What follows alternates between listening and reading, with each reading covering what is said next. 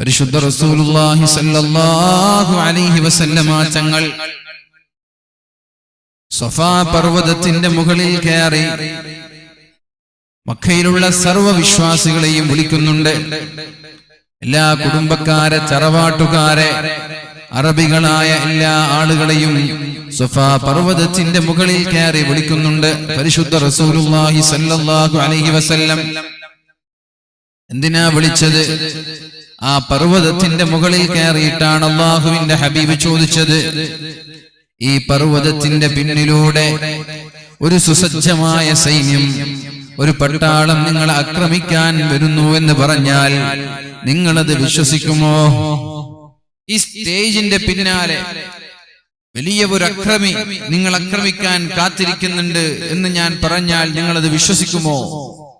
അപ്പോഴാണ് ഒരുമിച്ച് കൂടിയ സർവ്വ ആളുകളും അല്ലാഹുവിന്റെ ഹബീബിനോട് പറഞ്ഞത്, ബലാ യാ മുഹമ്മദ്, മുഹമ്മദേ, ഞങ്ങളെങ്ങനെ വിശ്വസിക്കാതിരിക്കും, ഞങ്ങളെങ്ങനെ വിശ്വസിക്കാതിരിക്കും മുഹമ്മദേ. ജീവിതത്തിൽ ഇന്നേ വരെ ഒരു നുണ പറഞ്ഞിട്ടില്ലാത്ത, കളവ് പറഞ്ഞിട്ടില്ലാത്ത, ചതിയില്ലാത്ത, വഞ്ചനയില്ലാത്ത താങ്കൾ പറയുന്നത് എങ്ങനെ ഞങ്ങൾ നിരസിക്കും മുഹമ്മദേ? നബി തങ്ങൾ ആദ്യം ചെയ്തതാണ്, അഥവാ സമുദായം എന്നെ അംഗീകരിക്കുന്നുണ്ടോ ഇല്ലയോ എന്ന് ആദ്യം പരിശോധിച്ചു. ഞാൻ പറയുന്നത് എന്റെ സമുദായം ഉൾക്കൊള്ളുന്നുണ്ടോ, എന്നെ കുറിച്ച് സമുദായത്തിന് എന്തഭിപ്രായമാണ് എന്നാണ് ആദ്യമായി റസൂലുള്ളാഹി സ്വല്ലല്ലാഹു അലൈഹി വസല്ലമ തങ്ങൾ നോക്കിയത്. ആദ്യം അങ്ങനെ പരിശോധിച്ചു. നോക്കുമ്പോ എല്ലാവർക്കും നല്ല അഭിപ്രായമാണ്, ആർക്കും എതിരഭിപ്രായമില്ല. നിങ്ങൾ ഇന്ന് വരെ കളവ് പറഞ്ഞിട്ടില്ല, നിങ്ങൾ ഇന്ന് വരെ ആരെയും പറ്റിച്ചിട്ടില്ല, ആരെയും വഞ്ചിച്ചിട്ടില്ല, ചതിച്ചിട്ടില്ല. അപ്പോഴാണ് അല്ലാഹുവിന്റെ ഹബീബ് സ്വല്ലല്ലാഹു അലൈഹി വസല്ലം പറഞ്ഞത്, ഞാൻ വിശ്വസ്തനാണല്ലോ, അതെ. ഞാൻ ഇന്ന് വരെ നുണ പറഞ്ഞിട്ടില്ലല്ലോ, ഇല്ല. എന്നാൽ വലിയൊരു യാഥാർത്ഥ്യം ഞാൻ നിങ്ങളോട് പറയാൻ പോവുകയാണ്. എന്താണ് ആ യാഥാർത്ഥ്യം? അല്ലാഹുവല്ലാതെ മറ്റൊരു ദൈവമില്ല. ഞാൻ അല്ലാഹുവിന്റെ പ്രവാചകനാണ്. സൃഷ്ടികളെ ആരാധിക്കുന്നതിന് പകരം നിങ്ങൾ സൃഷ്ടാവിനെ ആരാധിക്കണം. മരങ്ങളെ ആരാധിക്കരുത്, മരത്തെ സൃഷ്ടിച്ച അല്ലാഹുവിനെ ആരാധിക്കണം. കല്ലുകളെ സൃഷ്ടിക്കരുത്, കല്ലുകളെ സൃഷ്ടിച്ച അല്ലാഹുവിനെ ആരാധിക്കണം. ബിംബങ്ങളെക്കാളും നല്ലത് ബിംബങ്ങളെ ഉണ്ടാക്കിയ, കുത്തുപണി ചെയ്ത ആ കൊല്ലനല്ലേ ബിംബങ്ങളെക്കാളും ഉഷാറ്. ബിംബങ്ങള് അതിനെന്താ കഴിയ? മണ്ണ് കുഴച്ച് അത് ഉണ്ടാക്കുന്ന എഞ്ചിനീയേഴ്സ്, അതിന്റെ മുഹന്ദിസ്, അതുണ്ടാക്കുന്ന നിർമ്മാതാക്കൾ, അവർക്കല്ലേ കഴിവ്. ഈ ബിംബത്തിന് എന്ത് കഴിവാണ്? ഈ ബിംബത്തെക്കാളും കഴിവുള്ളവർ ബിംബത്തെ ഉണ്ടാക്കിയവരാണ്. അപ്പൊ ഇതിനെയെല്ലാം ഉണ്ടാക്കിയവനായ അല്ലാഹുവിനെ നിങ്ങൾ ആരാധിക്കണം. ഇത് കേൾക്കുമ്പോൾ പ്രവാചകർ സല്ലല്ലാഹു അലൈഹി വസല്ലമ തങ്ങളുടെ പിതൃവ്യനായ അബൂലഹബാണ് ആദ്യമായി പ്രതികരിക്കുന്നത്. ഏകദേശം എല്ലാവരും അംഗീകരിച്ചു എന്ന മട്ടിലെത്തി, അഥവാ നിഷേധിക്കാൻ കഴിയില്ല. കാരണം നിങ്ങൾ എന്നോട് പറയാണ്, നിങ്ങൾ പറഞ്ഞത് ഞങ്ങൾ വിശ്വസിക്കും, കാരണം നിങ്ങൾ ഇന്ന് വരെ ഒരു കളവ് പറഞ്ഞിട്ടില്ല. എല്ലാവരും പറഞ്ഞു ഏകസ്വരത്തിൽ. എന്നിട്ട് ഞാൻ നിങ്ങളോട് ഒരു കാര്യം പറഞ്ഞപ്പോ ഞങ്ങൾ വിശ്വസിക്കൂല എന്ന് പറയുന്നത് വിഡ്ഢിത്തരല്ലേ, അത് മോശമല്ലേ? കാരണം ഞാൻ ഇന്ന് വരെ നുണ പറഞ്ഞിട്ടില്ല എന്ന് നിങ്ങൾ എല്ലാവരും അംഗീകരിച്ചാണ്. ഞാൻ പറയാൻ പോകുന്നതൊക്കെ സത്യമായിരിക്കുമെന്ന് നിങ്ങൾ എല്ലാവരും ഉറപ്പിച്ചു പറഞ്ഞാൽ, എന്നിട്ട് ഞാനൊരു കാര്യം പറയുമ്പോൾ നിഷേധിക്കാന്ന് പറഞ്ഞ ഉളുപ്പില്ലാത്ത പണിയല്ലേ. അപ്പൊ നബി തങ്ങളത് പറഞ്ഞപ്പോ എല്ലാവരും ഉൾക്കൊണ്ടു എന്ന് തോന്നിയപ്പോ ഉടനെ തന്നെ റസൂലുള്ളാഹി സ്വല്ലല്ലാഹു അലൈഹി വസല്ലമ തങ്ങളുടെ പിതൃവ്യനായ അബൂലഹബ്, തബ്ബൻ ലക യാ മുഹമ്മദ്, മുഹമ്മദേ നീ നശിച്ചു പോവട്ടെ മുഹമ്മദേ. അലിഹാദാ ജമഅതനാ, ഇതിനു വേണ്ടിയാണോ നീ ഞങ്ങളെ ഇവിടെ ഒരുമിച്ച് കൂട്ടിയത്? ഇതിനു വേണ്ടിയാണോ ഞങ്ങളെ ഇവിടെ ഒരുമിച്ച് കൂട്ടിയത്? നീ നശിച്ചു പോവട്ടെ എന്ന് അല്ലാഹുവിന്റെ ഹബീബിന്റെ മുഖം നോക്കി അബൂലഹബ് പറയുകയുണ്ടായി. ആ അബൂലഹബിനെ കുറിച്ചാണ് അല്ലാഹു തആല പരിശുദ്ധമായ ഖുർആനിൽ ആയത്തിറക്കിയത്. തബ്ബത് യദാ അബീ ലഹബിൻ വതബ്ബ്, മാ അഗ്നാ അൻഹു മാലുഹു വമാ കസബ് സയസ്ലാ നാറൻ ദാത ലഹബ്. അബൂലഹബ് നശിച്ചിരിക്കുന്നുണ്ട്, അബൂലഹബിന്റെ ഭാര്യയും നശിച്ചിട്ടുണ്ട്. രണ്ടുപേരും നാളെ നരകത്തിൽ പ്രവേശിക്കുക തന്നെ ചെയ്യുമെന്ന് പറഞ്ഞത്. അബൂലഹബും നശിക്കും, അബൂലഹബിന്റെ ഭാര്യ നാളെ രണ്ടുപേരും ആളിക്കത്തുന്ന നരകാഗ്നിയിൽ പ്രവേശിക്കുക തന്നെ ചെയ്യുമെന്ന് അല്ലാഹു റബ്ബ് സുബ്ഹാനഹു വ തആല ആയത്തിറക്കിയപ്പോൾ അബൂലഹബിനും അബൂലഹബിന്റെ ഭാര്യയ്ക്കും ഇത് സഹിക്കാൻ കഴിഞ്ഞില്ല.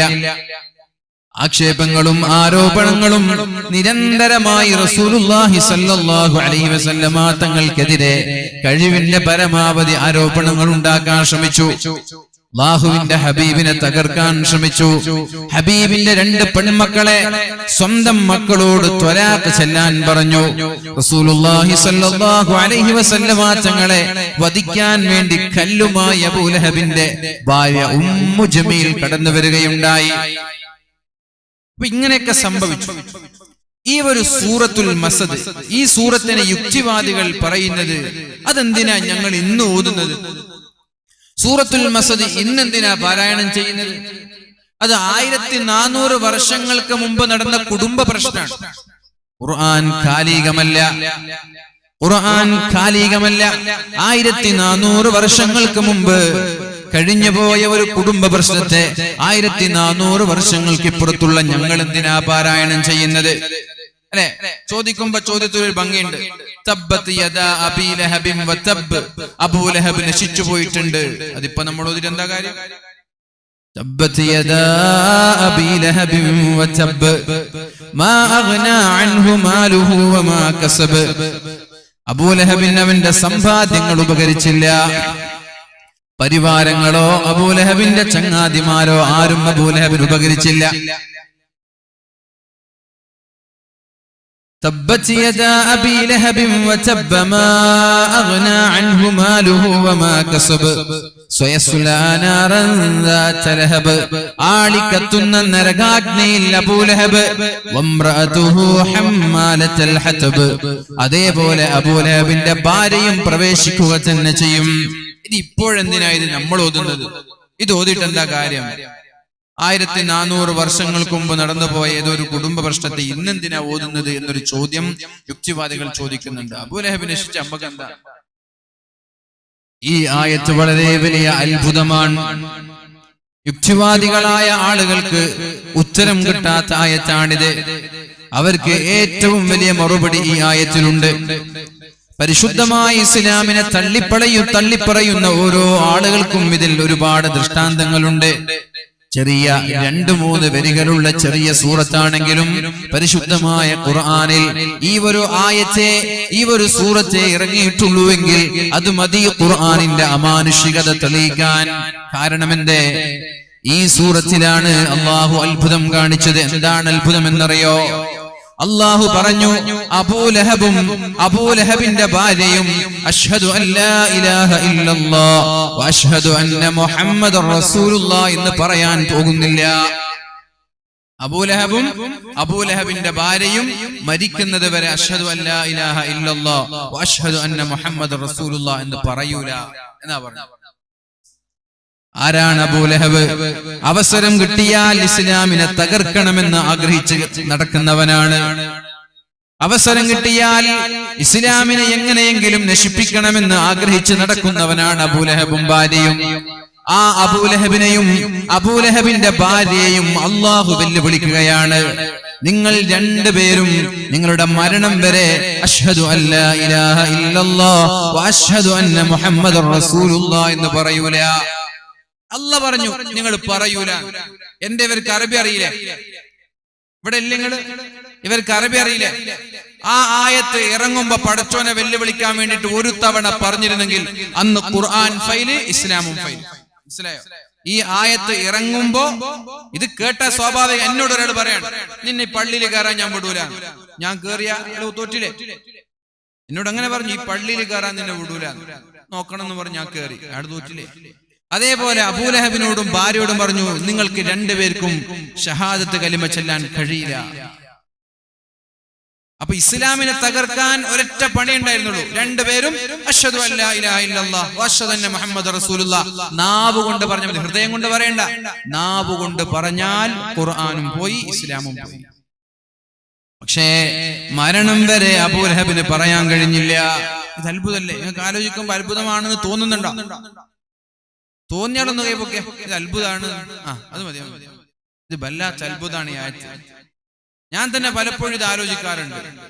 ഒരു തവണ എങ്ങാനും ഇത് പറഞ്ഞിരുന്നെങ്കിൽ അല്ലേ, മരിക്കുന്നതിന് മുമ്പ് ഒരു തവണ അബൂ ലഹബിന്റെ ഭാര്യയോ ഇത് പറഞ്ഞിരുന്നുവെങ്കിൽ പരിശുദ്ധമായ ഇസ്ലാം അതോടുകൂടി തകരുമായിരുന്നു. മുഅ്മിനീങ്ങളെ, സ്വഫാ പർവ്വതത്തിന്റെ മുകളിൽ കയറി അല്ലാഹുവിനെ കൊണ്ട് വിശ്വസിക്കണം എന്ന് പറഞ്ഞപ്പോൾ അബൂ ലഹബ് സബ്ബൻ ലക യാ മുഹമ്മദ്, മുഹമ്മദേ നീ നശിക്കട്ടെ എന്ന് പറഞ്ഞ് ഇറങ്ങി വന്നതാണ്.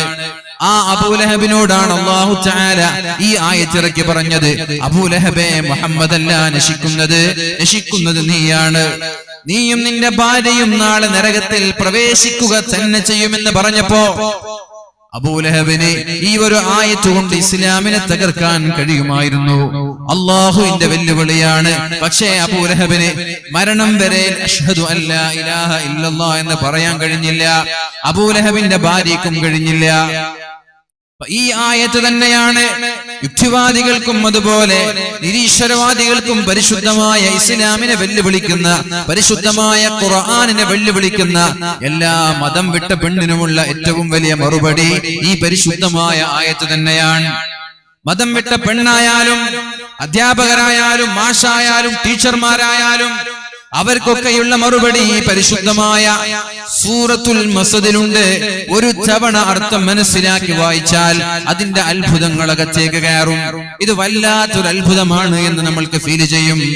അതുകൊണ്ട് ഈ മഹത്തായ പ്രകാശത്തെ, ഈ മഹത്തായ വെളിച്ചത്തെ ഊതിക്കെടുത്താൻ ശ്രമിക്കണ്ട. ഇത് ഊതിയാൽ കെടുന്ന മതമല്ല, ഇത് കൊടുങ്കാറ്റുകൾ കൊണ്ട് കെട്ടുപോകുന്ന മതമല്ല. ഈ പരിശുദ്ധമായ ഇസ്ലാം ആരാണോ അല്ലാഹുവല്ലേ ഈ പരിശുദ്ധമായ ഇസ്ലാം നമ്മൾക്ക് പറഞ്ഞു തന്നത്. റളീതു ബില്ലാഹി റബ്ബൻ വബിൽ ഇസ്ലാമി ദീനൻ വബിമുഹമ്മദിൻ നബിയ്യാ. അല്ലാഹു തആലയാണ് ഈ പരിശുദ്ധമായ ഇസ്ലാം നമ്മൾക്ക് തന്നത്. ആ ഇസ്ലാമിനെ സംരക്ഷിക്കാനും അല്ലാഹുവിനറിയാം. അതുകൊണ്ട് ഏത് വെല്ലുവിളികൾ നേരിടേണ്ടി വന്നാലും അതിനെ പേടിച്ച് പിന്തിരിയേണ്ടവരല്ല മുസ്ലിം. വെല്ലുവിളികൾ വരുമ്പോൾ ഈമാൻ വർദ്ധിക്കേണ്ടവരാണ് നമ്മൾ. എന്തെങ്കിലും പ്രയാസങ്ങൾ ഉണ്ടാകുമ്പോൾ ഉടനെ തന്നെ ഹസ്ബുനല്ലാഹു വനിഅമൽ വകീൽ, അല്ലാഹുവേ നീ ഉണ്ടാകുമ്പോൾ ഞങ്ങൾക്ക് പിന്നെ ആരെയാണ് റബ്ബേ പേടി? നീ ഉണ്ടാകുമ്പോൾ ഞങ്ങൾക്ക് ആരെയാണ് പേടി? പരിശുദ്ധ റസൂലുള്ളാഹി സ്വല്ലല്ലാഹു അലൈഹി വസല്ലമ തങ്ങളടക്കമുള്ള പ്രഗൽഭരായ സ്വഹാബാക്കളോട് വലിയ ഒരു ശത്രുക്കളുടെ സൈന്യം ആക്രമിക്കാൻ വേണ്ടി കടന്നു വരുന്നുണ്ട് എന്ന മുന്നറിയിപ്പ് ഏതോ ഒരാൾ വന്ന് മഹാന്മാരായ പ്രവാചകനോടും സ്വഹാബാക്കളോടും പറഞ്ഞപ്പോൾ അവര് പറഞ്ഞ വാക്ക് പരിശുദ്ധ റസൂലുള്ളാഹി സ്വല്ലല്ലാഹു അലൈഹി വസല്ലമ തങ്ങൾ ഖുർആനിൽ പറയുന്നുണ്ട്. ആലു ഇംറാൻ സൂറത്ത്. അല്ലാഹു പറയാണ്, അല്ലദീന ഖാല ലഹുമുൻ നാസ്, ജനങ്ങൾ അവരോട് പറഞ്ഞു, ഇന്നന്നാസ ഖദ് ജമഉ ലക്കും, നിങ്ങൾ ആക്രമിക്കാൻ വേണ്ടി വലിയൊരു പട്ടാളം തയ്യാറായിട്ടുണ്ട്. നിങ്ങളെ നശിപ്പിക്കാൻ വേണ്ടി, നിങ്ങളോട് പടപൊരുതാൻ വേണ്ടി വലിയ ഒരു സൈന്യം തയ്യാറായിട്ടുണ്ട്. ഫഖ്ശൗഹും, അതുകൊണ്ട് അവരെ നിങ്ങൾ പേടിക്കണേ, അവരെ നിങ്ങൾ ഭയക്കണേ എന്ന് പറഞ്ഞപ്പോൾ പേടിച്ച് വിരണ്ടോടിയവരല്ല മഹാന്മാരായ സ്വഹാബാക്കൾ. ഇനി പൗരത്വമില്ലായാലും NRC ആയാലും അതേപോലെ ഖാബായാലും എന്തായാലും നമ്മൾ ആലോചിക്കേണ്ട ഒരു വിഷയമുണ്ട്. ആരെങ്കിലും പടക്കം പൊട്ടിക്കുമ്പോൾ പേടിക്കേണ്ടവരല്ല നമ്മൾ. ഇതിനേക്കാളും വലിയ വെല്ലുവിളികൾ നമ്മുടെ ജീവിതത്തിൽ മഹാന്മാരായ സ്വഹാബാക്കൾ നേരിട്ടിട്ടുണ്ട്. നമ്മുടെ പൂർവസൂരികളായ പ്രവാചകന്മാരും അതേപോലെ മഹാന്മാരായ സ്വഹാബാക്കളും നേരിട്ടിട്ടുണ്ട്. പക്ഷെ എവിടെയൊക്കെ പ്രതിസന്ധി ഉണ്ടായോ ആ പ്രതിസന്ധിയുടെ തൊട്ടുപിന്നാലെ മഹാവിജയമാണ് ഓരോ പ്രതിസന്ധിയുടെയും തൊട്ടുപിന്നാലെ ഉണ്ടായത്. പക്ഷേ പ്രതിസന്ധികളെ ക്ഷമയോടെ തരണം ചെയ്യാൻ നമ്മൾക്ക് കഴിയണം. അല്ലാഹു റബ്ബ് സുബ്ഹാനഹു വ തആല തൗഫീഖ് നൽകട്ടെ. അപ്പൊ ഇവിടെ പറയുന്നത് അല്ലദീന ഖാല ലഹുമുൻ നാസ്, ജനങ്ങൾ അവരോട് പറഞ്ഞു, ഇന്നന്നാസ ഖദ് ജമഉ ലക്കും, നിങ്ങളെ ആക്രമിക്കാൻ വേണ്ടി വലിയൊരു സൈന്യം തയ്യാറായിട്ടുണ്ട്. ഫഖ്ശൗഹും, അതുകൊണ്ട് നിങ്ങൾ അവരെ പേടിക്കണമെന്ന് പറഞ്ഞപ്പോൾ ഫസാദഹും ഈമാനാ, അവർക്ക് ഈമാൻ വർദ്ധിക്കുകയാണ് ചെയ്തത്. പേടിക്കുകയല്ല ചെയ്തത്. അല്ലോ ഇനി എന്താ ചെയ്യാ? ഇന്ത്യയിൽ നിന്ന് പുറത്താകുമോ? അല്ല. കോൺസെൻട്രേഷൻ ക്യാമ്പുകളിൽ അഭയം പ്രാപിക്കേണ്ടി വരുമോ എന്നല്ല, പേടിച്ച് വിറക്കുകയല്ല വേണ്ടത്. ഫസാദഹും ഈമാനാ, അവർക്ക് ഈമാൻ വർദ്ധിക്കുകയാണ് വേണ്ടത്. നമ്മുടെ ഈമാൻ വർദ്ധിക്കുകയാണ് വേണ്ടത്. എന്നിട്ട് അവർ പറഞ്ഞു, വഖാലൂ ഹസ്ബുനല്ലാഹു വനിഅമൽ വകീൽ, അല്ലാഹുവേ നീ ഉണ്ടാകുമ്പോൾ ഞങ്ങൾക്ക് ആരെയാണ് റബ്ബേ പേടി? ഹസ്ബുനല്ലാഹ്, ഞങ്ങൾക്ക് നീ ഉണ്ടല്ലോ റബ്ബേ, വനിഅമൽ വകീൽ, നീ ഉണ്ടാകുമ്പോൾ ഞങ്ങൾക്ക് വേറെ ഒരാളെയും പേടിയില്ല. ഞങ്ങൾ ഞങ്ങളുടെ സമ്പാദ്യങ്ങളെ, ഞങ്ങളുടെ വീട്, ഞങ്ങളുടെ കുടുംബങ്ങളെ, ഞങ്ങളുടെ ദീനിനെ എല്ലാം ഞങ്ങൾ നിന്നെ പരമേൽപ്പിക്കുകയാണ് റബ്ബേ. ഏത് പ്രതിസന്ധി സമയത്തും ഏത് പ്രയാസങ്ങൾ വരുമ്പോഴും നമ്മുടെ വാക്കിലൂടെ കടന്നു വരേണ്ടത്, നമ്മുടെ നാവിലൂടെ കടന്നു വരേണ്ടത് ഹസ്ബുനല്ലാഹു വനിഅമൽ വകീൽ, ഹസ്ബുനല്ലാഹു വനിഅമൽ വകീൽ. ഇവര് വാക്ക് ചൊല്ലിയാൽ പിന്നെ നമ്മുടെ പ്രയാസങ്ങൾ അല്ലെങ്കിൽ നമ്മെ ബാധിക്കുന്ന ഒരു പ്രശ്നവും ഒരു പ്രയാസവും നമ്മെ തൊട്ടു തീണ്ടൂല എന്ന് തന്നെയാണ് പരിശുദ്ധ ഖുർആനും പരിശുദ്ധ ഹദീസും നമ്മോട് പഠിപ്പിക്കുന്നത്. ഹസ്ബുനല്ലാഹു വനിഅമൽ വകീൽ ഫഇദാ അസംത ഫതവക്കൽ അലല്ലാഹ് വമൻ യതവക്കൽ അലല്ലാഹി ഫഹുവ ഹസ്ബു. ആരെങ്കിലും ഒരാൾ അല്ലാഹുവിനെ പരമേൽപ്പിച്ചാൽ അയാളുടെ കൂടെ അല്ലാഹു ഉണ്ടാകുമെന്ന് പരിശുദ്ധ ഖുർആൻ നമ്മോട് പഠിപ്പിക്കുന്നുണ്ട്. സഹോദരിമാരായാലും സഹോദരന്മാരായാലും ചെറുപ്പക്കാരായാലും ചെറുപ്പക്കാരികളായാലും വമൻ യതവക്കൽ അലല്ലാഹ്, നിങ്ങൾ അല്ലാഹുവിനെ പരമേൽപ്പിക്കാൻ തയ്യാറായാൽ, ഏത് വിഷയവും അല്ലാഹുവിനെ ഏൽപ്പിക്കാൻ തയ്യാറായാൽ, വലിയ ഒരു പ്രതിസന്ധിയുടെ വാർത്ത കേട്ടു, ഹസ്ബുനല്ലാഹു വനിഅമൽ വകീൽ, വലിയ ഒരു പരീക്ഷണത്തിന്റെ കഥ കേട്ടു, ഹസ്ബുനല്ലാഹു വനിഅമൽ വകീൽ, ഇങ്ങനെ അല്ലാഹുവിനെ പരമേൽപ്പിക്കാൻ തയ്യാറായാൽ ഫഹുവ ഹസ്ബു, നിങ്ങളുടെ ഉത്തരവാദിത്തങ്ങൾ അല്ലാഹു ഏറ്റെടുക്കുമെന്ന് പരിശുദ്ധ ഖുർആനാണ് നമ്മൾക്ക് വാക്ക് നൽകിയത്. പരിശുദ്ധ ഖുർആനാണ് നമ്മൾക്ക് സന്തോഷ വാർത്ത നൽകിയത്. അതുകൊണ്ട് ഇവിടെ ഇരിക്കുന്ന എന്റെ പ്രിയപ്പെട്ട സഹോദരങ്ങളോട് സഹോദരിമാരോട് പറയാനുള്ളത്, അല്ലാഹു റബ്ബ് സുബ്ഹാനഹു വ തആല വാക്ക് നൽകിയാൽ വാക്ക് പൂർത്തീകരിക്കുന്നവനാണ്. അല്ലാഹു ഒരു വാക്ക് നൽകിയാൽ വാക്ക് പൂർത്തീകരിക്കും. ربنا وآتنا ما بعثتنا على رسلك ولا تخزنا يوم القيامة إنك لا تخلف الميعاد. അല്ലാഹുവേ ഞങ്ങൾക്ക് നീ നൽകിയ വാഗ്ദാനം നീ പൂർത്തീകരിച്ച് നൽകണേ അല്ലാഹ്. റബ്ബനാ വആതിനാ മാ വഅദ്തനാ അലാ റുസുലിക്, അല്ലാഹുവേ നിന്റെ പ്രവാചകന്റെ മേൽ പ്രവാചകനോട് നീ നൽകിയ വാഗ്ദാനം നീ പൂർത്തീകരിച്ചു കൊടുക്കണേ അല്ലാഹ്. കാരണം ഇന്നക ലാ തുഖ്ലിഫുൽ മിആദ്, നീ ഒരു വാക്ക് നൽകിയാൽ ആ വാക്ക് ലംഘിക്കാത്തവനാണ് നീ, ആ വാക്ക് പൂർത്തീകരിക്കുന്നവനാണ് നീ. ആ അല്ലാഹുവിന്റെ വാക്കാണ് നമ്മൾ ഇവിടെ പാരായണം ചെയ്തത്. അല്ലാഹു ഒരു വാക്ക് നൽകിയാൽ ഒരു സൗണ്ട് കുറക്കോ, അല്ലാഹു ഒരു വാക്ക് നൽകിയാൽ ആ വാക്ക് വാക്കാണ് എന്ന് നമ്മൾ മനസ്സിലാക്കണം. അത് അല്ലാഹു ഒരിക്കലും ലംഘിക്കുകയോ ആ വാക്കിൽ അല്ലാഹു ഒരിക്കലും പൂർത്തീകരിക്കാതിരിക്കുകയോ ചെയ്യില്ല. ആ റബ്ബിന്റെ വാക്ക് വിശ്വസിക്കുന്നവരാവണം നമ്മൾ. ആ അല്ലാഹു ആണ് പറയുന്നത് ഹസ്ബുനല്ലാഹു വനിഅമൽ വകീൽ എന്ന് നിങ്ങൾ പറയാൻ തയ്യാറായാൽ നിങ്ങളുടെ ഉത്തരവാദിത്വം ഞാൻ ഏറ്റെടുത്തോളാം. നിങ്ങളുടെ ഉത്തരവാദിത്വം ഞാൻ ഏറ്റെടുത്തോളാം. വീട്ടിൽ നിന്ന് പുറത്തിറങ്ങുന്ന ഒരാൾ ബിസ്മില്ലാഹി തവക്കൽതു അലല്ലാഹ് വലാ ഹൗല വലാ ഖുവത ഇല്ലാ ബില്ലാഹ് اللهم إني أعوذ بك أن أضل أو أضل أو أزل أو أزل أو أظلم أو أظلم أو أجهل أو يجهل علي എന്ന ദിക്ർ ചൊല്ലി വീട്ടിൽ നിന്നൊരാൾ പുറത്തിറങ്ങിയാൽ തിരിച്ചു വരുന്നത് വരെ അയാളുടെ ഉത്തരവാദിത്വം ഞാൻ ഏറ്റെടുക്കുമെന്ന് അല്ലാഹു തആല പരിശുദ്ധ റസൂലുള്ളാഹി സ്വല്ലല്ലാഹു അലൈഹി വസല്ലമ തങ്ങളിലൂടെ നമ്മൾക്ക് പഠിപ്പിച്ചു തരുന്നുണ്ട്. അപ്പൊ മുഅ്മിനീങ്ങളായ സത്യവിശ്വാസികളായ നമ്മെ സംബന്ധിച്ചിടത്തോളം എല്ലാ വിഷയങ്ങളും അല്ലാഹുവിനെ ബരമേൽപ്പിക്കാൻ നമ്മൾ തയ്യാറാവണം. നിങ്ങൾ ഓർക്കുന്നുണ്ടോ, പരിശുദ്ധ ഇസ്ലാമിൽ വിശ്വസിച്ചതിന്റെ പേരിൽ മഹാന്മാരായ സ്വഹാബാക്കളെ മദീനയിൽ നിന്ന് ഇറക്കി വിടുന്നൊരു രംഗമുണ്ട്, മക്കയിൽ നിന്ന് ഇറക്കി വിടുന്നൊരു രംഗമുണ്ട്.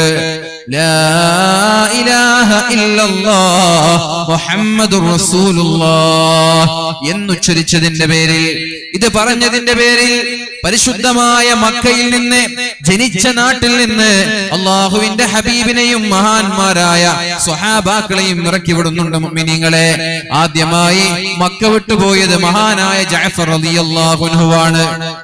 മഹാനായ ജഅഫർ റളിയല്ലാഹു അൻഹുവാണ് ആദ്യമായി മക്ക വിട്ടുപോയത്. ജഅഫർ തങ്ങളുടെ കൂടെ ഒരുപാട് മുസ്ലിമീങ്ങളായ സ്ത്രീകളുണ്ട്, പുരുഷന്മാരുണ്ട്. അവരെല്ലാവരും നേരെ പോയത് ഹബ്ശീനിയിലേക്കാണ്. അവിടെയുണ്ട് ഒരു നജ്ജാശി രാജാവ്. ആ നജ്ജാശി രാജാവിനോട് പറഞ്ഞു, ഞങ്ങൾ മക്കയിൽ നിന്ന് വരുന്നവരാണ്, മക്കയിൽ നിന്ന് ഞങ്ങളെ ഇറക്കി വിട്ടപ്പോൾ ഞങ്ങൾ നിങ്ങളുടെ നാട്ടിലേക്ക് വന്നത് നിങ്ങളെ കുറിച്ച് നല്ല അഭിപ്രായം പുറത്തുള്ളത് കൊണ്ടാണ്. അതുകൊണ്ട് നിങ്ങൾ ഞങ്ങളെ സ്വീകരിക്കണം, ഞങ്ങളെ തള്ളിപ്പറയരുത്, ഞങ്ങളെ ഇറക്കി വിടരുത്. വളരെ സന്തോഷത്തോടെ നജ്ജാശി രാജാവ് ഈ ആളുകളെ എല്ലാം സ്വീകരിച്ചിരുത്തുമ്പോഴാണ് മക്കയിൽ നിന്ന് 3 ആളുകൾ നജ്ജാശി രാജാവിന്റെ സമീപത്തേക്ക് പോയത്. എന്നിട്ട് നജ്ജാശി രാജാവിനോട് പറഞ്ഞതെന്താ? നജ്ജാശി രാജാവിനോട് പറഞ്ഞത്, ഈ മുസ്ലിമീങ്ങൾ മക്കയിലെ പ്രശ്നക്കാരാണ്, ഈ മുസ്ലിമീങ്ങൾ മക്കയിലെ പ്രശ്നക്കാരാണ്, അവിടെ നിന്ന് കുടുംബം കലക്കിയവരാണവർ, അവിടെ പ്രശ്നങ്ങൾ ഉണ്ടാക്കിയവർ, ഭിന്നിപ്പുണ്ടാക്കിയവർ. അതുകൊണ്ട് നിങ്ങളുടെ നാട്ടിൽ ഇവരെ താമസിപ്പിച്ചാൽ ഇവര് നിങ്ങളുടെ നാട്ടിലും അതേപോലെ ഭിന്നിപ്പുണ്ടാക്കും, ഞങ്ങളുടെ നാട്ടിലേക്ക് തന്നെ തിരിച്ചേക്കണമെന്ന് നജ്ജാശി രാജാവിനോട്, ഹബ്ശീനയിലെ നജ്ജാശി രാജാവിനോട് മക്കയിൽ നിന്ന് കടന്നു വന്ന 3 ആളുകൾ പറയുകയുണ്ടായി. അപ്പോഴാണ് നജ്ജാശി രാജാവ് മഹാനായ ജഅഫർ ഇബ്നു അബീ ത്വാലിബ് അടക്കമുള്ള പ്രഗൽഭരായ സ്വഹാബാക്കളെ വിളിച്ചു പറഞ്ഞത്, നിങ്ങളെ കുറിച്ച് ഇങ്ങനൊരു അഭിപ്രായമാണ് നിങ്ങളുടെ നാട്ടുകാർക്കുള്ളത്, ഇനി നിങ്ങൾക്ക് എന്താ പറയാനുള്ളത്? അപ്പോഴാണ് മഹാനായ ജഅഫർ ഇബ്നു അബീ ത്വാലിബ് റളിയല്ലാഹു അൻഹു പറഞ്ഞത്, എന്താണ് ഇസ്ലാം എന്ന് ഈ പ്രസംഗത്തിൽ നിന്ന് മനസ്സിലാകും. ഇസ്ലാം എന്താണെന്ന് ഈ ഒരു പ്രസംഗം ശ്രദ്ധിച്ചാൽ മനസ്സിലാവും. ഈ ഒരു പ്രസംഗം കേട്ടാൽ, ഈ ജഅഫർ ഇബ്നു അബീ ത്വാലിബ് റളിയല്ലാഹു അൻഹുവിന്റെ ചെറിയ ഹൃസ്വമായ ഈ ഭാഷണം കേട്ടാൽ ലോകത്തെ ആളുകൾക്ക് എന്താ ഇസ്ലാം എന്ന് മനസ്സിലാവും. അപ്പൊ ഇസ്ലാം എന്തെന്ന് ചോദിച്ചാൽ ഈ ഒരു പ്രസംഗം കേട്ട് അയച്ചു കൊടുത്താൽ മഹാനായ ജഅഫർ ഇബ്നു അബീ ത്വാലിബ് റളിയല്ലാഹു അൻഹു നജ്ജാശി രാജാവിന്റെ മുമ്പിൽ എണീറ്റ് നിൽക്കുകയാണ്. അദ്ദേഹത്തിന് ഇസ്ലാം എന്താണെന്നറിയില്ല, അദ്ദേഹത്തിന് ഇസ്ലാം എന്താണെന്നറിയില്ല. എന്താണ് ഇസ്ലാം എന്ന് പറഞ്ഞു കൊടുക്കുകയാണ്. അയ്യുഹൽ മലിക്, അല്ലയോ രാജാവേ, കുന്നാ ഖൗമൻ അഹ്ല ജാഹിലിയ, ഞങ്ങൾ ജാഹിലിയ കാലഘട്ടത്തിൽ വിവരമില്ലാത്ത, സംസ്കാരമില്ലാത്ത ഒരു കൂട്ടം ആളുകളായിരുന്നു. ജാഹിലിയ കാലഘട്ടത്തിലെ സംസ്കാരമില്ലാത്ത, വിവരമില്ലാത്ത ഒരു കൂട്ടം ആളുകളായിരുന്നു ഞങ്ങൾ. നഅബുദുൽ അസ്നാം, ബിംബങ്ങളെയാണ് ഞങ്ങൾ ആരാധിച്ചിരുന്നത്, കല്ലുകളെയാണ് ഞങ്ങൾ ആരാധിച്ചിരുന്നത്, മരങ്ങളെ, വൃക്ഷങ്ങളെ, സൂര്യനെ, വെള്ളത്തെ, ഇങ്ങനെ സൃഷ്ടികളെയാണ് ഞങ്ങൾ ആരാധിച്ചിരുന്നത്. വനഅകുലുൽ മൈത, ചത്തുപോയ ശവങ്ങളെ ഞങ്ങൾ തിന്നാറുണ്ടായിരുന്നു. വനഅതിൽ ഫവാഹിഷ്, ഞങ്ങൾ വ്യഭിചരിക്കാറുണ്ടായിരുന്നു. വനഖതഉൽ റഹാം, കുടുംബബന്ധം വിച്ഛേദിക്കാറുണ്ടായിരുന്നു. വനസീഉൽ ജീറാൻ, അയൽവാസികളോട് മോശമായി പെരുമാറാറുണ്ടായിരുന്നു. വയഅകുലു മിന്നൽ ഖവിയ്യു വയഅകുലുൽ ഖവിയ്യു മിന്നൽ ളഈഫ്, ആരോഗ്യവാന്മാർ, ആരോഗ്യ ദൃഢഗാത്രന്മാരായ ആളുകൾ ദുർബലരായ, ബലഹീനരായ, ഫഖീറായ ആളുകളുടെ സമ്പാദ്യം പിടിച്ചുപറ്റി തിന്നാറുണ്ടായിരുന്നു. കയ്യൂക്കുള്ളവൻ കാര്യസ്ഥൻ എന്ന് പറഞ്ഞതുപോലെ, കയ്യൂക്കുള്ളവൻ കാര്യസ്ഥൻ എന്ന് പറഞ്ഞതുപോലെ ഞങ്ങളിൽ അംഗബലമുള്ളവൻ, കഴിവുള്ളവൻ, പവറുള്ളവൻ, ബലഹീനരായ ആളുകളുടെ സമ്പാദ്യങ്ങൾ അടിച്ചു മാറ്റാറുണ്ടായിരുന്നു. ഇങ്ങനെയൊക്കെ ജീവിച്ചിരിക്കുന്നതിനിടയിലാണ് ഞങ്ങളിലേക്ക് ഒരാൾ കടന്നു വരുന്നത്. അയാൾ 40 വർഷക്കാലം ഞങ്ങളുടെ കൂടെ ജീവിച്ചവരാണ്. 40 വർഷക്കാലം ഞങ്ങളുടെ കൂടെ ജീവിച്ചവരാണ് അയാൾ. എന്നു മാത്രമല്ല 40 വർഷത്തിനിടയിൽ ഒരു നുണ പോലും പറഞ്ഞത് ഞങ്ങൾക്ക് ആർക്കും അറിയില്ല. ഒരു പ്രശ്നമുണ്ടാക്കിയിട്ടില്ല. അദ്ദേഹത്തിന്റെ കുടുംബത്തെ അറിയാം, അദ്ദേഹത്തിന്റെ തറവാട് അറിയാം, അദ്ദേഹത്തിന്റെ സത്യസന്ധത അറിയാം, അദ്ദേഹത്തിന്റെ വിശ്വസ്തത അറിയാം. ഇതെല്ലാം ഞങ്ങൾക്കറിയാം. അങ്ങനെയുള്ള ഒരാളാണ് ഞങ്ങളോട് വന്ന് പറയുന്നത് ഞങ്ങൾ അല്ലാഹുവിനെ മാത്രമേ ആരാധിക്കാൻ പാടുള്ളൂ, ബിംബങ്ങളെയോ മരങ്ങളെയോ കല്ലുകളെയോ ആരാധിക്കാൻ പാടില്ല. അപ്പൊ ഞങ്ങൾക്ക് മനസ്സിലായി, ഒരു മരത്തെ ആരാധിക്കുന്നതിനേക്കാളും നല്ലത് മരത്തെ സൃഷ്ടിച്ച അല്ലാഹുവിനെ ആരാധിക്കലാണ്. അതേപോലെ കല്ലുകളെ ആരാധിക്കുന്നതിനേക്കാളും നല്ലത് കല്ലുകളെ സൃഷ്ടിച്ച അല്ലാഹുവിനെ ആരാധിക്കലാണ്. സൂര്യനെ ആരാധിക്കുന്നതിനേക്കാളും നല്ലത്, മൃഗത്തെ ആരാധിക്കുന്നതിനേക്കാളും നല്ലത് അതിനെയെല്ലാം സൃഷ്ടിച്ച സൃഷ്ടാവിനെ ആരാധിക്കലാണ്. അന്നു മുതൽ ഞങ്ങൾ ബിംബങ്ങളെ ആരാധിച്ചില്ല, അള്ളാഹുവിനെ ആരാധിച്ചു എന്നതാണോ ഞങ്ങൾ ചെയ്ത തെറ്റ്? ഒരാള് ബിംബത്തെ ആരാധിക്കുന്നു, മറ്റൊരാള് മരത്തെ ആരാധിക്കുന്നു, വേറെ ഒരാൾ അള്ളാഹുവിനെ ആരാധിക്കുന്നു. എന്താ തെറ്റാണോ? ഇയാൾക്ക് ബിംബത്തെ ആരാധിക്കാൻ സ്വാതന്ത്ര്യമുള്ളതുപോലെ മറ്റൊരാൾക്ക് മൃഗത്തെ ആരാധിക്കാൻ സ്വാതന്ത്ര്യമുള്ളതുപോലെ അപ്പുറത്തുള്ള ആൾക്ക് അള്ളാഹുവിനെ ആരാധിക്കാൻ സ്വാതന്ത്ര്യമില്ലേ? നീ എന്താടാ ബിംബത്തെ ആരാധിക്കുന്നു ചോദിച്ചു അടിച്ചോ? ഇല്ല. നീ എന്താടാ മൃഗത്തെ ആരാധിക്കുന്നു ചോദിച്ചു അടിച്ചോ? ഇല്ല. പിന്നെന്തിനാണ് ഇയാൾ അള്ളാഹുവിനെ ആരാധിക്കുന്ന ഒരാൾ അടിക്കാൻ പോകുന്നത്? ബിംബത്തെ ആരാധിക്കുന്ന ഒരാൾക്ക് നീ ബിംബത്തെ ആരാധിക്കരുത് എന്ന് പറഞ്ഞ് അടിക്കാൻ നിന്നാൽ നീ അള്ളാഹുവിനെയും ആരാധിക്കണ്ട എന്ന് പറഞ്ഞ് തിരിച്ചടിക്കാം. പക്ഷെ അങ്ങനെ ഉണ്ടായിട്ടില്ല. നീ എന്തിനാ ബിംബത്തെ ആരാധിക്കുന്നത് ചോദിച്ചിട്ടില്ല. അള്ളാഹുവിനെ ആരാധിക്കണമെന്ന് പറഞ്ഞപ്പോൾ കഴിയുമെങ്കിൽ സ്വീകരിക്കുക, അല്ലെങ്കിൽ തള്ളിക്കളയുക. കല്ലുകളെ ബിംബങ്ങളെ ആരാധിക്കുന്ന ആളുകൾക്ക് സ്വാതന്ത്ര്യമുള്ളതുപോലെ അള്ളാഹുവിനെ ആരാധിക്കാൻ ഞങ്ങൾക്കും സ്വാതന്ത്ര്യമില്ലേ? ചോദ്യം വളരെ പ്രസക്തമാണ്. പിന്നെ പറഞ്ഞു,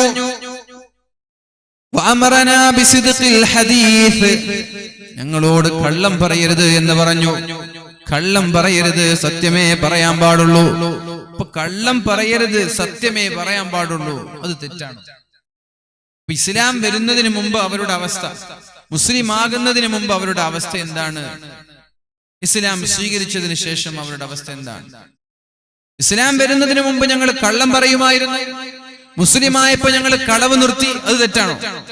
മുസ്ലിമായപ്പോൾ ഞങ്ങൾ കളവ് നിർത്തുകയുണ്ടായി, അത് ഞങ്ങൾ ചെയ്ത തെറ്റാണോ? പിന്നെ പറഞ്ഞു,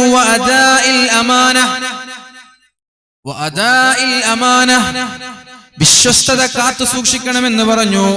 വിശ്വസ്തത കാത്തു സൂക്ഷിക്കണം. വിശ്വസിച്ച ഒരാൾ ഒരു കാര്യം ഏൽപ്പിച്ചാൽ അവിടെ വഞ്ചന നടത്താൻ പാടില്ല, അവിടെ ചതി നടത്താൻ പാടില്ല. അഥവാ എന്തെങ്കിലും ഒരു കാര്യം ഞങ്ങൾ ഏൽപ്പിക്കുകയാണ്, മൊബൈൽ ഫോൺ ഏൽപ്പിച്ചു, വാത് കഴിയുന്നത് വരെ പിടിക്കണം, വാത് കഴിഞ്ഞ് തിരിച്ചു തരണം എന്ന് പറഞ്ഞാൽ വാത് കഴിയുമ്പോൾ തിരിച്ചു തരണം. ഏതെങ്കിലും ഒരു സ്ഥാപനങ്ങളോ ഷോപ്പിംഗ് കോംപ്ലക്സുകളോ നമ്മുടെ ബിൽഡിങ്ങുകളോ നമ്മെ ഏൽപ്പിക്കുകയാണ്, വിശ്വസിച്ചുകൊണ്ട് ഏൽപ്പിക്കുകയാണ്. ഇതാ നീ പിടിച്ചോ, ഞാൻ ഗൾഫിൽ പോയി വരുമ്പോ തന്നാ മതി. കാറ് ചങ്ങാതി ഏൽപ്പിച്ചു, തിരിച്ചു വരുമ്പോ തരണം. തിരിച്ചു വരുമ്പോ അതേപോലെ കൊടുക്കണം. എങ്ങനെയാണോ തന്നത് അതേപോലെ കൊടുക്കണം. അവിടെ പൊട്ടിച്ച് ആക്സിഡന്റ് ഉണ്ടാക്കി, അപകടങ്ങൾ ഉണ്ടാക്കി, ക്യാമറ അടിച്ച് ഫൈൻ ഉണ്ടാക്കി തിരിച്ചു കൊടുക്കുന്നത് വിശ്വാസ വഞ്ചനയാണ്. നിങ്ങൾ സത്യസന്ധത വേണം, അതോടൊപ്പം വിശ്വസ്തത വേണം, വിശ്വാസ വഞ്ചന നടത്തരുത് എന്ന് പറഞ്ഞു. അപ്പൊ വിശ്വാസ വഞ്ചന നടത്തുന്ന ആളായിരുന്നു ഞങ്ങൾ. മുസ്ലിം ആയതിനു ശേഷം വിശ്വാസ വഞ്ചന നിർത്തി, അത് ഞങ്ങൾ ചെയ്ത തെറ്റാണോ? അടുത്ത ചോദ്യം വന്നു, വസിലത്തുർ റഹീം. വസിലത്തുർ റഹീം, കുടുംബബന്ധം ഞങ്ങൾ ചേർക്കാറുണ്ടായിരുന്നു. കുടുംബബന്ധം ഞങ്ങൾ ചേർക്കാറുണ്ടായിരുന്നു. ആ കുടുംബബന്ധം ചേർക്കാൻ ഞങ്ങളോട് പറഞ്ഞത് ഇസ്ലാമാണ്. നേരത്തെ ഞങ്ങൾ കുടുംബക്കാരെ പരിഗണിക്കുമായിരുന്നില്ല. ഞങ്ങൾ യുദ്ധം ചെയ്യാറുണ്ടായിരുന്നു. സ്വന്തം ജ്യേഷ്ഠനോട് യുദ്ധം ചെയ്യും, സ്വന്തം അനുജനോട് യുദ്ധം ചെയ്യും, കുടുംബങ്ങളോട് യുദ്ധം ചെയ്യും.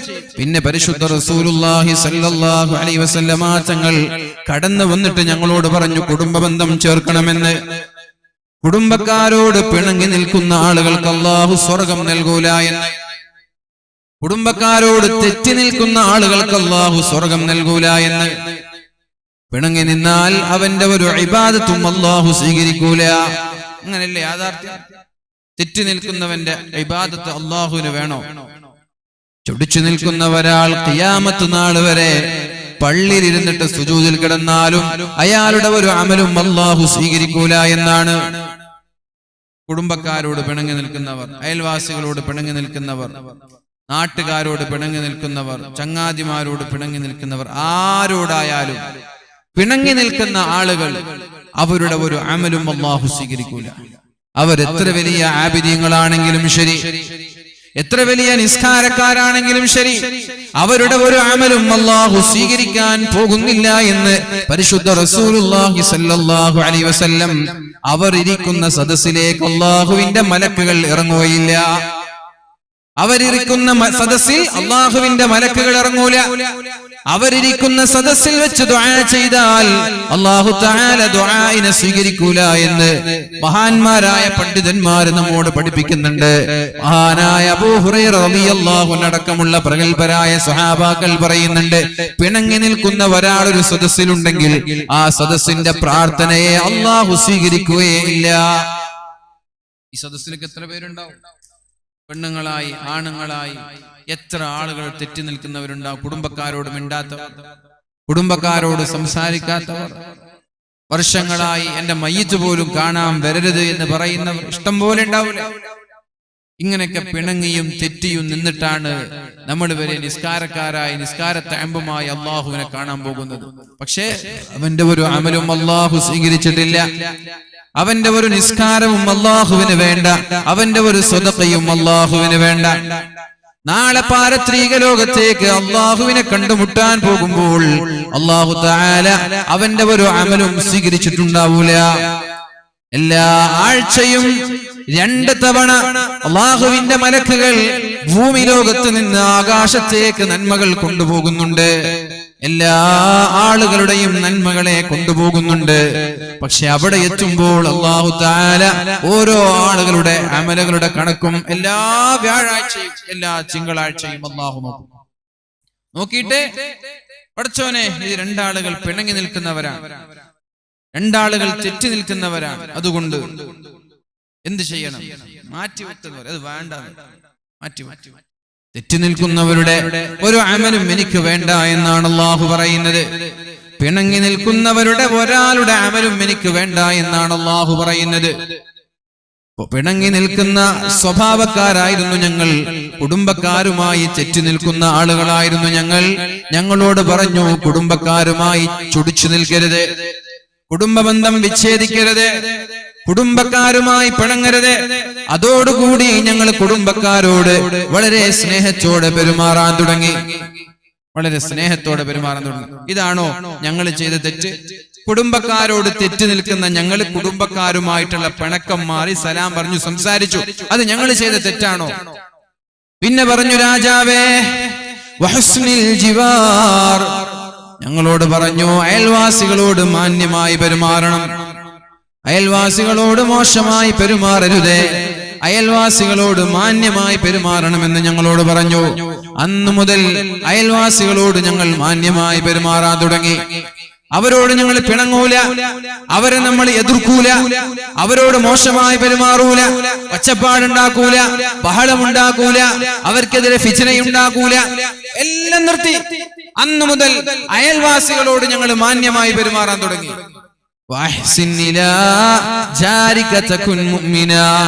അയൽവാസികളോട് മാന്യമായി പെരുമാറിയാലേ നിങ്ങൾ യഥാർത്ഥ മുഅ്മിനാവുള്ളൂ എന്ന് അല്ലാഹുവിന്റെ ഹബീബ് പഠിപ്പിച്ചപ്പോ അയൽവാസികളെ ബഹുമാനിക്കാൻ തുടങ്ങി.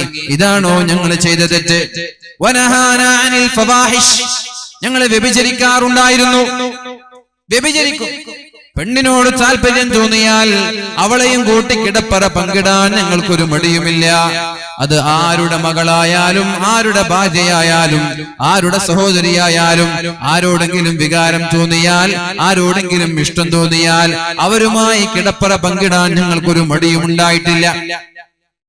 നബി തങ്ങളുടെ അടുത്തേക്ക് ഒരാൾ വന്നത്, നബിയെ, ഞാൻ മുസ്ലിം ആവാം, പക്ഷേ എനിക്ക് വ്യഭിചരിക്കാൻ അവസരം തരണം.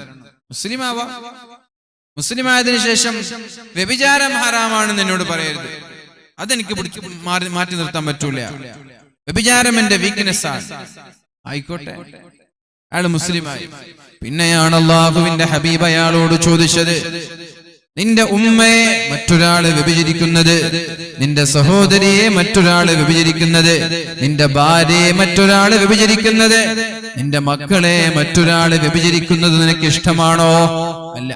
എന്നാൽ നീ വ്യഭിചരിക്കുന്നത് ഒന്നുകിൽ മറ്റൊരാളുടെ ഉമ്മ, അല്ലെങ്കിൽ സഹോദരി, അല്ലെങ്കിൽ മക്കൾ, അല്ലെങ്കിൽ ഭാര്യ. അവർക്കും അത് ഇഷ്ടമല്ലല്ലോ, അപ്പൊ ഒഴിവാക്കുക. ഇത് കേട്ടപ്പോ പടച്ചോനെ ഇങ്ങനെയൊക്കെയുണ്ടോ, ഇങ്ങനെയൊക്കെയുണ്ടോ, എന്നാ എനിക്കത് ഇനി വേണ്ട, ഞാൻ നിർത്തി. എനിക്ക് ഏറ്റവും വെറുപ്പുള്ള കാര്യമായി വ്യഭിചാരം മാറി എന്ന് പറഞ്ഞയാൾ തിരിച്ചുപോയി. എനിക്ക് വ്യഭിചാരത്തിന് മാത്രം എക്സ്ക്യൂസ് തരണം, അതിന് മാത്രം നിങ്ങൾ സ്ട്രിക്റ്റ് ആക്കരുത്. ബാക്കിയൊക്കെ ഓക്കെ, നിസ്കരിക്കാം, ഖുർആൻ ഓതാം, സകാത്ത് കൊടുക്കാം, നോമ്പ് നോക്കാം, പലിശ തിന്നൂല, പക്ഷെ ഈ വിഷയം നിങ്ങൾ അങ്ങനെ സ്ട്രിക്റ്റ് ആക്കാൻ പാടില്ല. ആയിക്കോട്ടെ. പക്ഷെ ഇത് പറഞ്ഞപ്പോഴേക്കും അയാളിൽ അത്ഭുതകരമായ മാറ്റങ്ങൾ ഉണ്ടായി. ഇതാണോ രാജാവേ, വ്യഭിചാരം ഞങ്ങൾ നിർത്തി, ഞങ്ങളുടെ ഭാര്യ ഹലാലായ ഭാര്യയല്ലാതെ വേറെ ഒരു ഹറാമായ ഇടപാടും ഞങ്ങൾക്കുണ്ടായില്ല, ഞങ്ങൾ നിർത്തിവെച്ചു. ഇതാണോ ഞങ്ങൾ ചെയ്ത തെറ്റ്? വാഖ്ലുമാലിൽ യതീം, യതീമക്കളുടെ സമ്പാദ്യം ഞങ്ങൾ തിന്നാറുണ്ടായിരുന്നു. അനാഥരായ ആളുകൾ പിതാവ് മരിച്ചുപോയാൽ അവരെ പരിഗണിക്കാതെ അവരുടെ സമ്പാദ്യം ഞങ്ങൾ കട്ടെടുക്കാറുണ്ടായിരുന്നു. ഞങ്ങളത് നിർത്തി. ഇതെല്ലാം ഞങ്ങൾ നിർത്തി. ഇതാണ് ഞങ്ങളിലുണ്ടായ മാറ്റം. നിങ്ങൾ പറയണം രാജാവേ, ഇത് ഞങ്ങൾ ചെയ്ത തെറ്റാണോ? ഇതിന്റെ പേരിലാണ് മക്കയിൽ നിന്ന് ഹബശീനയിലേക്ക് ഞങ്ങളെ ആട്ടിയോടിച്ചത്. എന്നിട്ട് ഞങ്ങളെ വധിക്കാനുള്ള താല്പര്യത്തോടെ, പീഡിപ്പിക്കാനുള്ള താല്പര്യത്തോടെ തിരിച്ചു ചോദിക്കുകയാണ്. അപ്പോഴാണ് നജാഷി രാജാവ് പറഞ്ഞത്, ഞാനുള്ള കാലത്തോളം നിങ്ങൾക്കിടെ സ്വതന്ത്രമായി ജീവിക്കാം, ഞാനുള്ള കാലത്തോളം നിങ്ങൾക്കൊരു പേടിയും പേടിക്കണ്ട, ഞങ്ങളുടെ ഭാഗത്ത് തെറ്റില്ല. എന്നാൽ ഇത് തന്നെയാണ് മുസ്ലിം, ഇത് തന്നെയാണ് ഇസ്ലാം. ഈ ഇസ്ലാമിനെയാണ് ലോകത്തിന് നമ്മൾ കാഴ്ചവെക്കേണ്ടത്. ഈ ഇസ്ലാമിനെയാണ് ലോകത്തിന് നമ്മൾ കാണിച്ചു കൊടുക്കേണ്ടത്. ഇസ്ലാമിന്റെ ലോകത്തിന്റെ ദാഹം ഇങ്ങനെ ഒരു മുസ്ലിമിനെ കാണാനാണ്. അപ്പൊ അങ്ങനെ ഒരു മുസ്ലിമായി നമ്മൾ മാറിയാൽ ഒരാളും നമ്മൾക്കെതിരെ തിരിയൂല. മുഅ്മിനീങ്ങളെ, അല്ലാഹു റബ്ബ് സുബ്ഹാനഹു വ തആല ഇസ്സത്തും പ്രതാപവും തിരിച്ചു നൽകട്ടെ. അപ്പൊ ഞാൻ പറഞ്ഞു വരുന്നത്, ഇസ്ലാം എന്ന് പറഞ്ഞാൽ ഇതിനാണ്. ആർക്കെങ്കിലും ഇസ്ലാമിനെ കുറിച്ച് തെറ്റായ ധാരണകൾ ഉണ്ടെങ്കിൽ, ഇസ്ലാമോ ഫോബിയ മൂലം ലോകത്തെ അല്ലാഹുവിന്റെ റസൂൽ സല്ലല്ലാഹു അലൈഹി വസല്ലം ഹിറാ ഗുഹയിൽ ഇരിക്കാൻ തുടങ്ങിയ അന്ന് തുടങ്ങിയതാണ് ഇസ്ലാമോഫോബിയ. എന്തുകൊണ്ട്? വ്യഭിചാരികളായ ആളുകൾക്ക് സ്വതന്ത്രമായി വ്യഭിചരിക്കാൻ കഴിയില്ല, കള്ളപ്പലിശക്കാർക്ക് പലിശയുടെ ഇടപാട് നടത്താൻ കഴിയില്ല, കള്ളുകുടിയന്മാരായ ആളുകൾക്ക് കള്ളു കുടിക്കാൻ കഴിയില്ല. ഇങ്ങനെ ഓരോ തെറ്റായ കാര്യങ്ങളെയും മുഖം നോക്കി പറയാനും തെറ്റ് തിരുത്താനും പരിശുദ്ധ ഇസ്ലാം പഠിപ്പിച്ചത് കാരണത്താൽ ആളുകൾക്ക് ഇസ്ലാമിനോട് വെറുപ്പ് തോന്നി. ലോകത്തും മതമുണ്ടാവരുത് എന്ന ചിന്തയാണ്. ഇങ്ങനെ ഓരോന്നായി മതമില്ലാതെ എന്ത് വേണോ, എന്ത് ആഗ്രഹിക്കുന്നുവോ അത് ചെയ്ത് ജീവിക്കണമെന്നുള്ള താല്പര്യം. ആദ്യം തകർക്കേണ്ടത് ഇസ്ലാമിനെയാണ്. ഇസ്ലാം തകർന്നാൽ മറ്റുള്ള മതങ്ങളെല്ലാം ഒന്നിന് പിറകെ ഒന്നായി നശിച്ചോളും എന്ന് ഇവിടെയുള്ള എല്ലാ യുക്തിവാദികൾക്കും അറിയാം. അപ്പൊ ഈ മഹത്തായ ഇസ്ലാമിനെ ജനങ്ങളുടെ മുമ്പിൽ ഭീമാകാരമായ വർഗീയതയുടെ തീവ്രവാദത്തിന്റെ പട്ടമേൽപ്പിച്ച് ഇതിനെ നശിപ്പിക്കാനുള്ള ശ്രമങ്ങൾ നടന്നുകൊണ്ടിരിക്കുകയാണ്. പക്ഷെ അവരോടാണ് പറയുന്നത്, കർബല എന്ന് പറയുന്നത് ഹുസൈൻ റളിയല്ലാഹു അൻഹുവിന്റെ മരണമാണെങ്കിലും, മഹാനായ ഹുസൈൻ റളിയല്ലാഹു അൻഹുവിന്റെ ഷഹാദത്താണെങ്കിലും അത് പതനം യസീദിന്റെ പതനമാണ്. ഖത്ലേ ഹുസൈൻ അസ്ലിമേ ബർഹേ യസീദ് ഹേ, ഇസ്ലാം സിന്ദ ഹോതാ ഹേ ഹർ കർബലാ കെ ബാദ്. ലോകത്ത് എത്ര കർബല നടന്നാലും ഇസ്ലാം വളരുകയല്ലാതെ തളർന്നു പോവില്ല. അങ്ങനെയാണ് പറഞ്ഞത്. മഹാനായ ഹുസൈൻ റളിയല്ലാഹു അൻഹു അടക്കമുള്ള അല്ലാഹുവിന്റെ ഹബീബിന്റെ എല്ലാ കുടുംബങ്ങളെയും അവർ വധിച്ചു കളഞ്ഞു. അല്ലാഹുവിന്റെ ഹബീബിന്റെ എല്ലാ കുടുംബങ്ങളെയും വധിച്ചു കളഞ്ഞു. രോഗിയായ മഹാനായ അലിയും സൈനുൽ ആബിദീൻ തങ്ങളൊഴികെ, ഒരാളൊഴികെ യുദ്ധത്തിൽ പങ്കെടുക്കാത്ത അല്ലാഹുവിന്റെ മക്കളിൽ ഒരാളൊഴികെ, പൗത്രന്മാരിൽ ഒരാളൊഴികെ, നബി തങ്ങളുടെ കുടുംബം അഹ്ലു ബൈത്ത്, ഫാത്തിമ ബീവിയുടെ മക്കൾ ഹസൻ ഹുസൈൻ റളിയല്ലാഹു അൻഹുവിന്റെ എല്ലാ മക്കളെയും കർബലയിൽ വെച്ച് കഴുത്തുറുത്തു കൊല്ലുകയുണ്ടായി. ആകെ വാക്കിയാധാര യുദ്ധത്തിന് പോവാതെ രോഗിയായി കിടക്കുന്ന മഹാനായ സൈനുൽ ആബിദീൻ തങ്ങളാണ് ബാക്കിയായത്. മറ്റുള്ള എല്ലാ ആളുകളും കർബലയിൽ വെച്ച് മരിച്ചുപോയി. അന്ന് വലിയ ഒരു കിംവദന്തി പരന്നു, ഇനി ഇസ്ലാമില്ല എന്ന്, ഇനി ഇസ്ലാം ഉണ്ടാവൂല, ഇസ്ലാം ഇതോടുകൂടി തകർന്നുപോയി എന്ന്.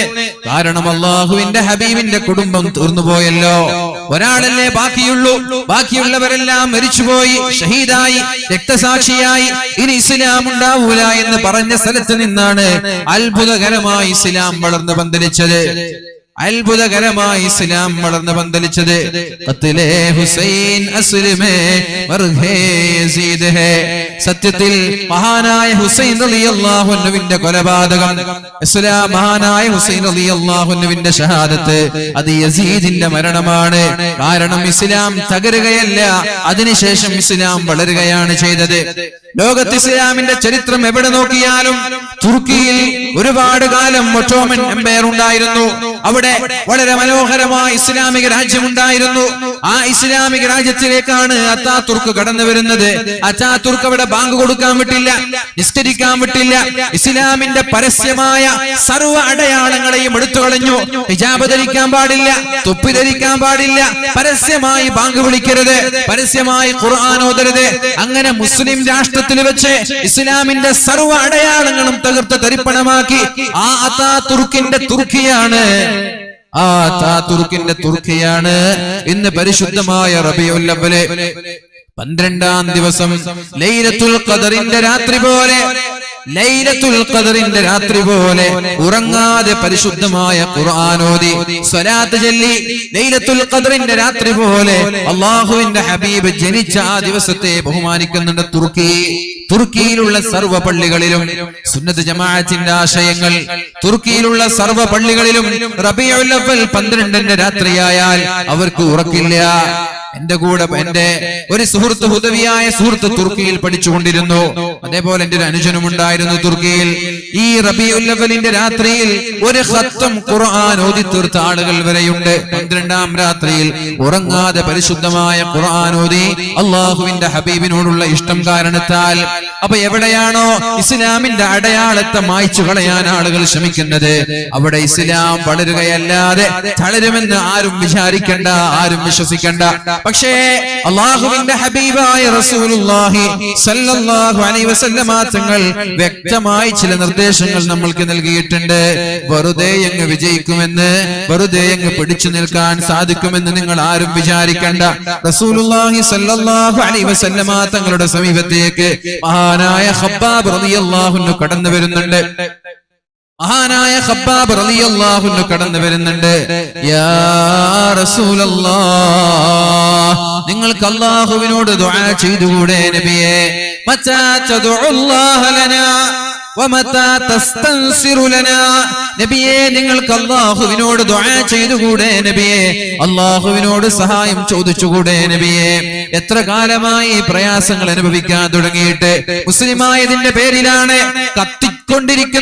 കത്തിച്ചൊലിച്ചുകൊണ്ടിരിക്കുന്ന അടുപ്പിലേക്ക് വസ്ത്രം ഇല്ലാതെ വിവസ്ത്രനായി ശരീരമാസകലം വസ്ത്രങ്ങളെല്ലാം ഊരിയെടുത്തിട്ട് നഗ്നനായി അടുപ്പിൽ കിടത്തിയത്. വളരെ നീളത്തിലൊരു അടുപ്പുണ്ടാക്കി, വളരെ നീളത്തിലൊരു അടുപ്പുണ്ടാക്കി. ആ അടുപ്പ് ഖബ്ബാബ് റളിയല്ലാഹു അൻഹുവിന്റെ ശരീരത്തിന്റെ പിന്നിലുള്ള മാംസത്തിന്റെ തണുപ്പ് കൊണ്ടിട്ടാണ്. ആ ഖബ്ബാബ് റളിയല്ലാഹു അൻഹുവിന്റെ പുറംഭാഗം നിറയെ വെളുത്ത് വെള്ളപ്പാണ്ട് പോലെ തീയിന്റെ അടയാളങ്ങളായിരുന്നു. എന്തു തെറ്റ് ചെയ്തതിന്റെ പേരിലാണ്? ഒരു തെറ്റും ചെയ്തിട്ടില്ല. എന്താ തെറ്റ്? ലാ ഇലാഹ ഇല്ലല്ലാഹ് മുഹമ്മദുർ റസൂലുള്ളാഹ്, അല്ലാഹു അല്ലാതെ മറ്റൊരു ഇലാഹില്ല, ഞാൻ അല്ലാഹുവിന്റെ പ്രവാചകനാണ് എന്ന് പറഞ്ഞതിന്റെ പേരിൽ ജീവനോടെ തീയിലേക്ക് വലിച്ചെറിഞ്ഞു മഹാനായ ഖബ്ബാബ് തങ്ങളെ. ആ ഖബ്ബാബ് തങ്ങളാണ് അല്ലാഹുവിന്റെ ഹബീബിനോട് ചോദിച്ചത്, അലാ തദഉല്ലാഹ ലനാ, അല്ലാഹുവിനോട് ഞങ്ങൾക്ക് വേണ്ടി ദുആ ചെയ്തുകൂടെ? എത്ര കാലമായി കഷ്ടം അനുഭവിക്കുന്നത്? എത്ര കാലമാണ് നബിയെ ഈ പ്രയാസം സഹിക്കുന്നത്? അതുകൊണ്ടൊന്ന് അല്ലാഹുവിനോട് ദുആ ചെയ്യണം, അല്ലാഹുവിനോട് പ്രാർത്ഥിക്കണം നബിയെ, ഈ ശത്രുക്കളുടെ ശർറിൽ നിന്ന്, ശത്രുക്കളുടെ പ്രയാസങ്ങളിൽ നിന്ന് രക്ഷപ്പെടാൻ. അപ്പോഴാണ് റസൂലുള്ളാഹി സ്വല്ലല്ലാഹു അലൈഹി വസല്ലമ തങ്ങൾ പരിശുദ്ധമായ സൂറത്തുൽ ബഖറയുടെ ഒരു ആയത്ത് ഓതി കൊടുക്കുന്നത്. ഖബ്ബാബേ, എന്താ നീ വിചാരിച്ചത്? വെറുതെ അങ്ങ് സ്വർഗ്ഗം കിട്ടുമെന്ന് വിചാരിച്ചോ ഖബ്ബാബ്? أم حسبتم أن تدخلوا الجنة ولما ولما يأتكم مثل الذين خلوا من قبلكم مستهم البأساء والضراء وزلزلوا حتى يقول الرسول والذين آمنوا معه متى نصر الله ألا إن نصر الله قريب.